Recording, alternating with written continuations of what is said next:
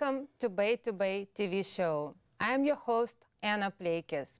Most of the participants today are members of the Toastmasters Club, where I currently serve as a president. As a president, I am very grateful to Bay Studio for providing our club members an opportunity to participate in the show and to practice our speaking and presentation skills on the show. Today we're going to have an exciting show.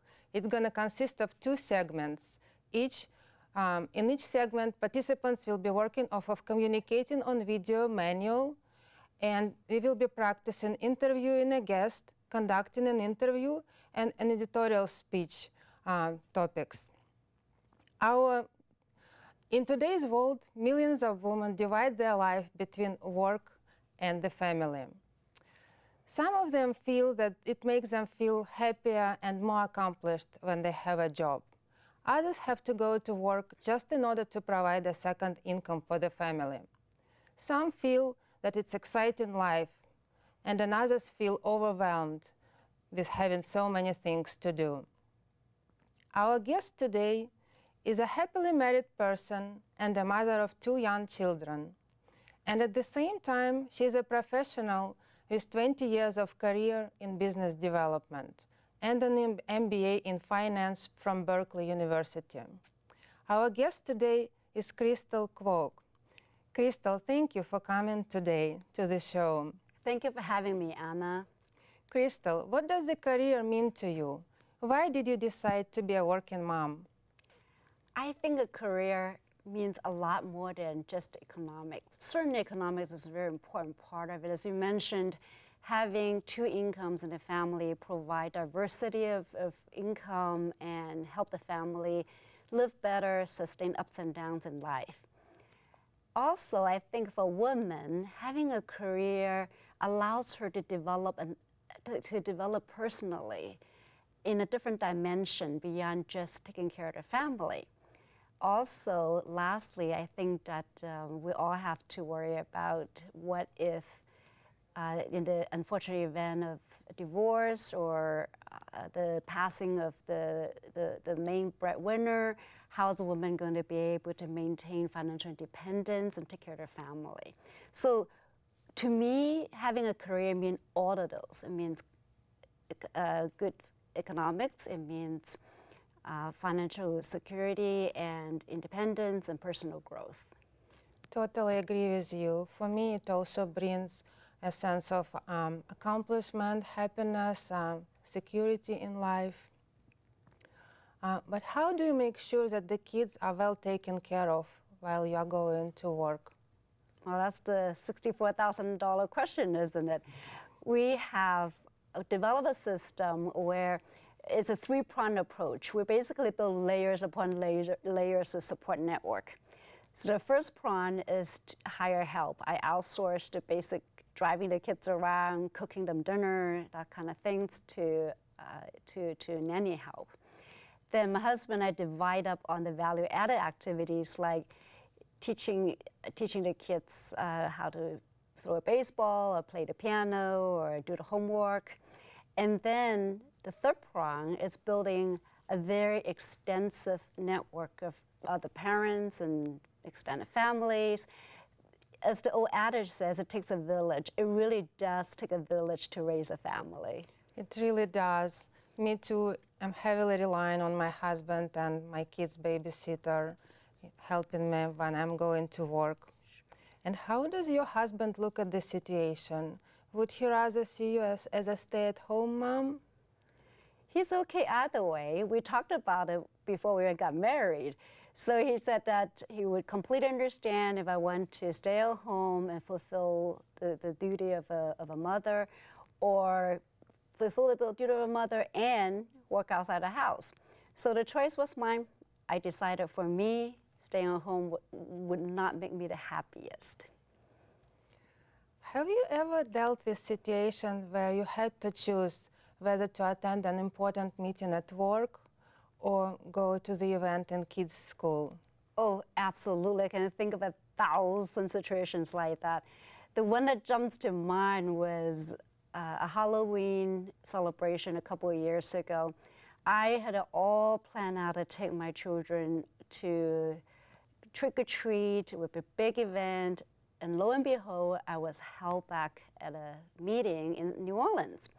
I missed my flight, had to call my husband to let him know that I wasn't going to be able to join the family. That was the price to pay for having to juggle many, many things. But you know what? My kids lived. They had a great time.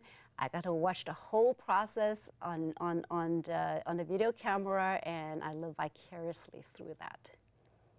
I think we as a parents, we have to try to maximize the time that we spend with the kids, but I think at the same time it's important to teach them to respect parents' career and to develop the understanding that parents cannot always be there nearby with their children. Mm-hmm. And how do you divide responsibilities in your family between you and your husband to make sure that you both have a successful career and at the same time feel like a good parents? Well, let me tell you, 50-50 doesn't exist in this world. So we negotiate all the time. There are certain ground rules. But I think that if two people have common goals and they can communicate, they can work it out. We somehow found our way to work it out. It's not 50-50, it's not always even, but you know what, overall it worked out. Basically, we gravitate towards certain things. We do things that we prefer, we have strength in. So for me, it made more sense for me to do the grocery list and manage family investments and finance. It makes more sense for him to do the tax returns. It all works out in the end. I'm very glad to hear that. I can see that we are running out of time. Thank you so much for being with us today and sharing your thoughts and vision on women and career topic. It's a pleasure. Thank you. I would like to introduce our next guest, who is a longtime member of the Toastmasters Club. She received the Advanced Communicator Bronze and Competent Leadership Awards from the Toastmasters International Organization. And I'm very intrigued with the title of her speech and cannot wait to hear the story. Our next guest is Oksana Walton with the Death to Passwords speech. The year was 1994 when I created my first email account. To log in into my AOL, I had a username and a password. 20 years later, many things changed in my life, not the password.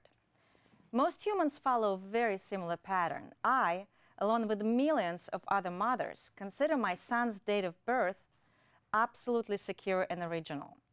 At least it's not as bad as the world's most common online password, recently revealed to be numbers 1, 2, 3, 4, 5, 6.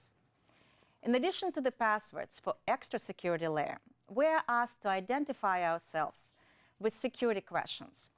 My mobile provider wants to know my favorite ice cream flavor. Google needs my favorite entertainer.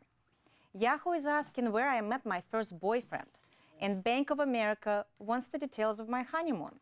The thinking goes, if you can tell the bank your favorite teacher or cartoon character, it'll be easy to confirm your identity if you forget your password. This thinking is flawed. Security questions are often impossible to answer. I don't discriminate against any ice cream flavors. They're frequently creepy. Do they really need to know where you met your spouse? And rarely secure. Paris Hilton's T-Mobile account was breached by hackers who guessed the answer to her secret question, what's your favorite pet's name? This world is in the past. Today the future is with technologies that recognize our true uniqueness. So-called biometric technologies broke into the mainstream in 2013 when Apple embedded fingerprint sensor on their iPhone 5. There are technologies recognizing your pulse, shape of your ear, even body odor. Some are really eccentric. How about the authentication vitamin, pill with a microchip and a battery that is activated by stomach acid? Hopefully it comes in the flavor of my favorite ice cream.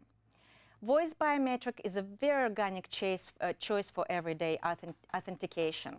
We're constantly on the go and doing most of our interactions with banks and service providers through our mobile devices. Unfortunately, mobile devices can't smell you, but fortunately, they can hear you. And your voice is as unique as your fingerprint, eye retina, or your face. It's unique because of the shape of your vocal cavities and the way you move your mouth when you speak. It doesn't matter what you're saying, what language you speak, or if you have an accent. The technology analyzes your voice for hundreds of those unique characteristics and then compares them to your voice print on file for match. It's a fascinating technology that can have a real impact on our daily lives. And the dates of 1, 2, 3, 4, 5 are numbered.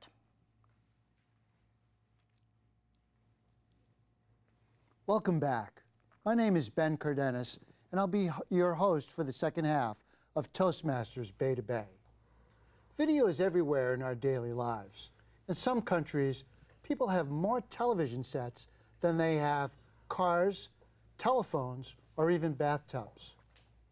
With the advent of broadband internet and the introduction of digital cable and video on demand and DirecTV, combined with broadcast stations as well as public television programming, the amount of television and video available has grown dramatically.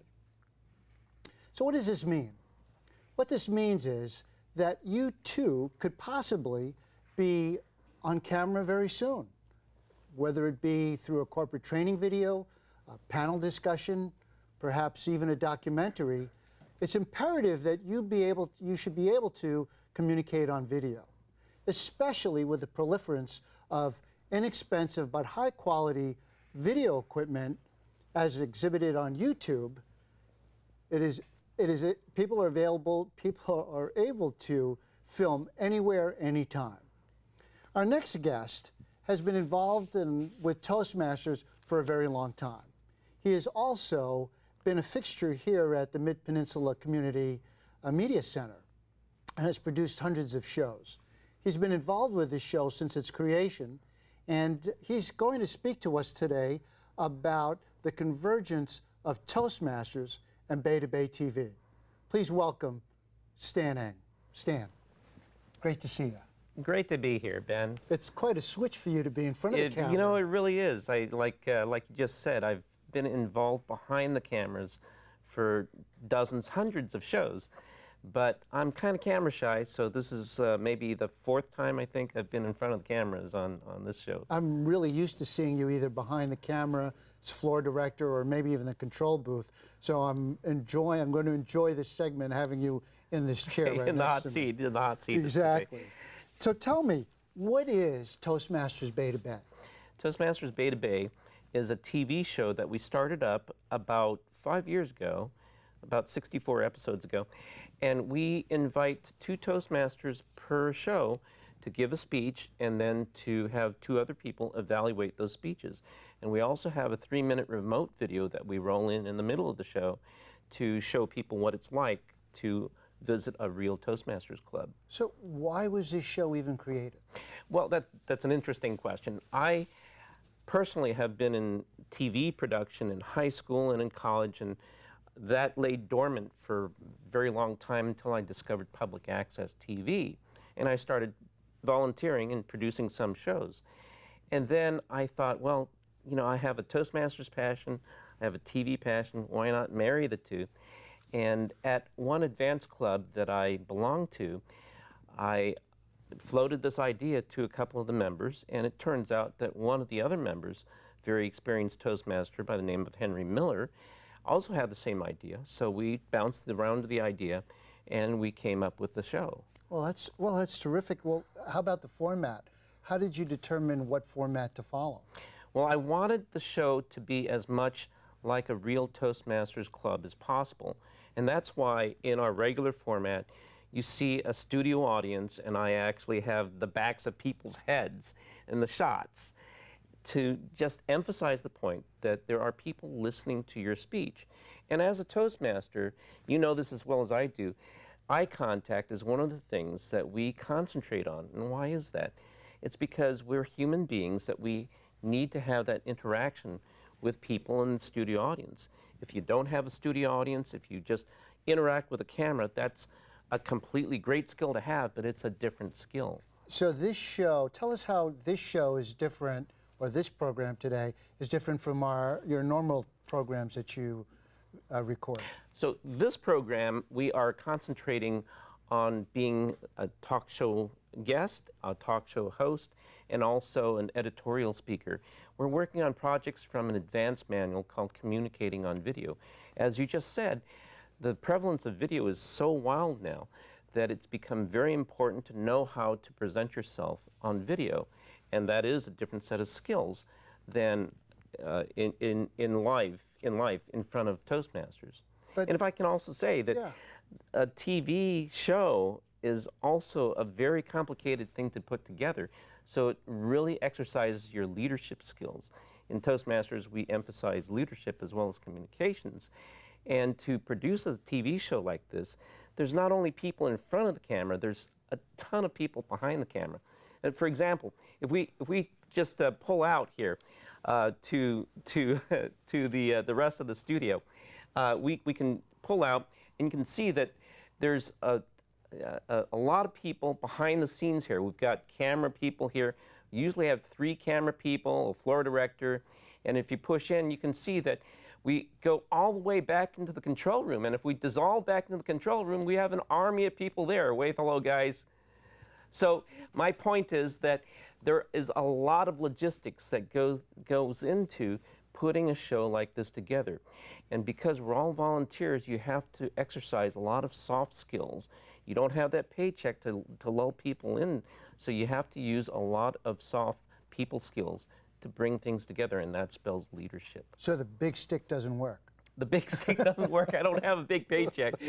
All I can offer is dinner. So are the crew members here and the people in the control room, are they also Toastmasters? A good deal of them are Toastmasters, but in general, we have a pool of volunteers that work on other shows at the Mid-Peninsula Community TV Center. So they are here to working other shows. I show my face, they know me, and that's how I get people to work on several shows. You know, I want to take this quick, brief moment here to thank all of the crew members, everybody in the control room, everybody that's a participant today. Thank you very much for coming and filming on your own time. Can you tell us about what you must have done out of hundreds of shows? Are there any gaffes or funny moments? Always. Anything you could tell us that's not going to be too embarrassing? There's always moments of sheer terror that are going on in the control room. For all I know, there's shouts of terror going on in the control room right now. I can point you at the very first episode. We did not know what we were doing, and we ran short on time. Let's just say that it was almost like one of those big hooks that you bring out to hook a Toastmaster in because we ran out of time.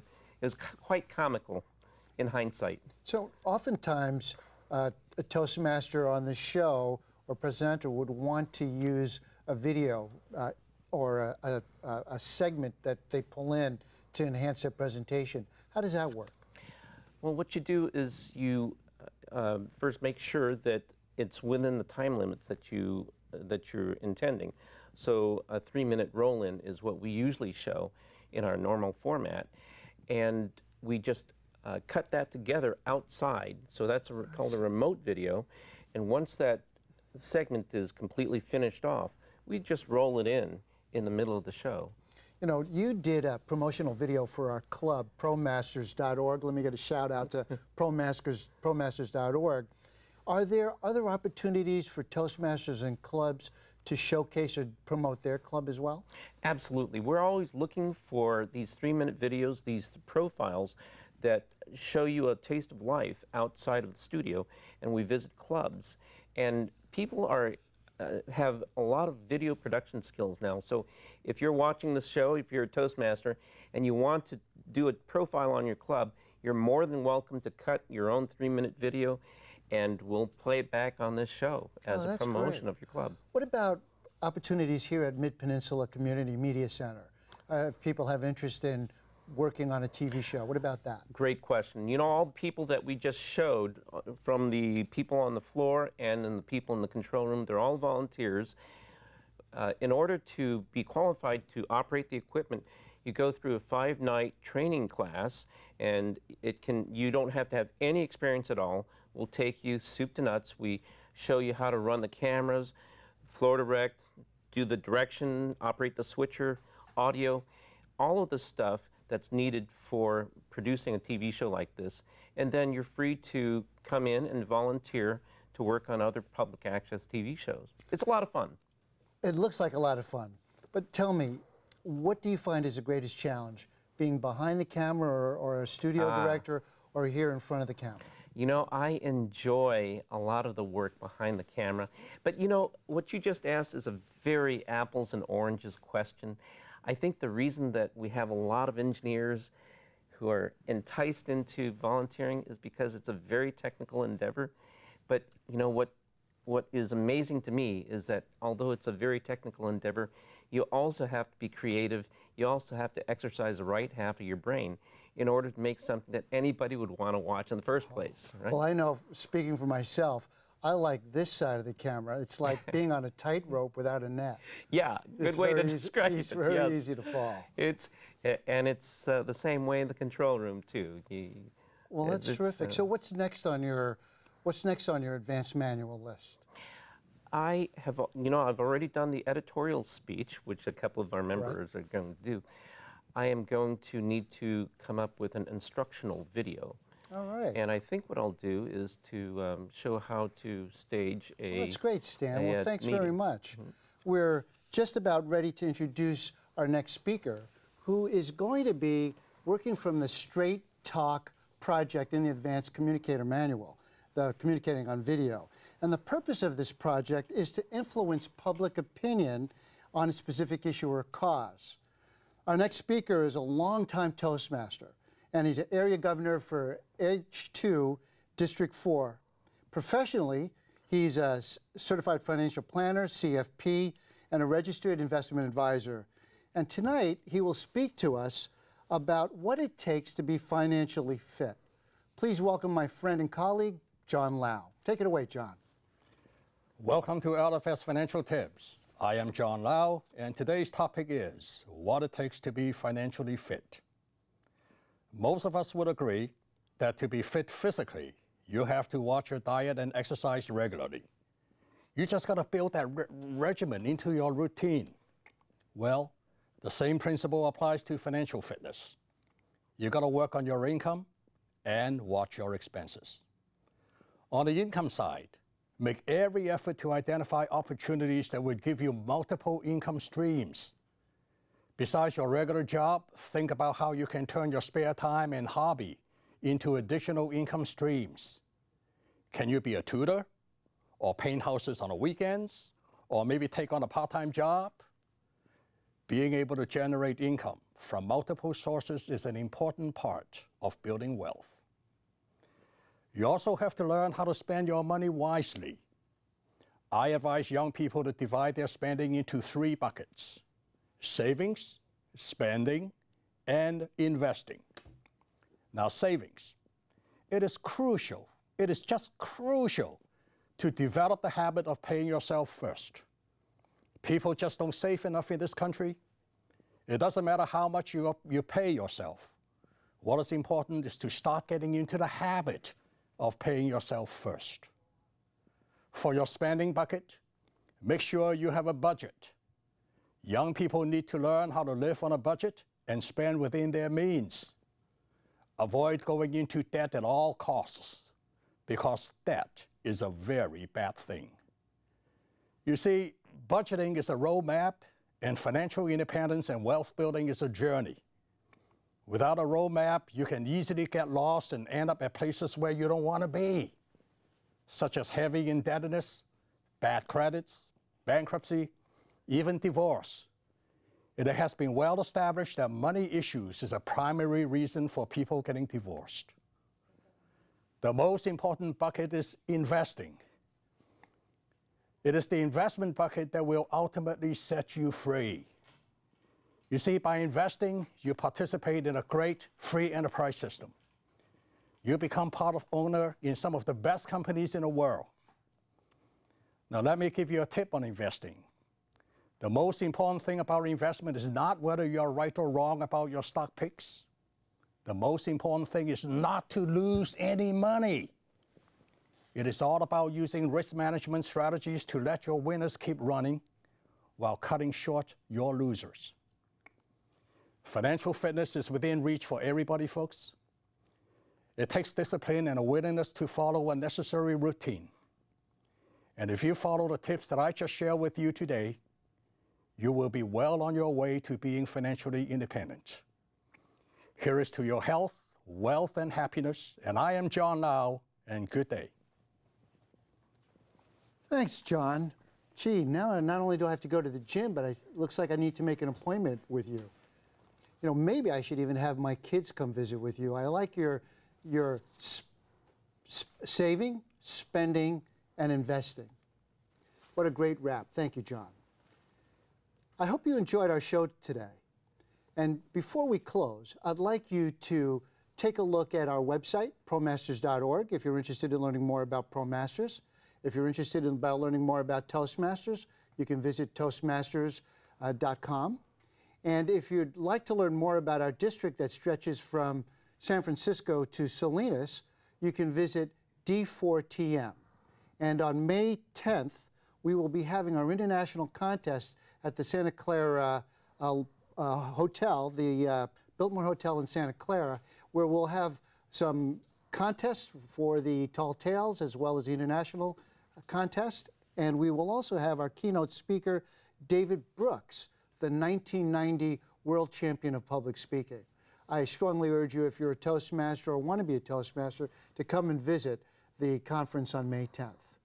Well, what a terrific show. And again, I want to echo Stan's words that if you have any interest in producing, produce a little video and bring it to us, and Stan will air it. Thanks very much, and we'll see you next show.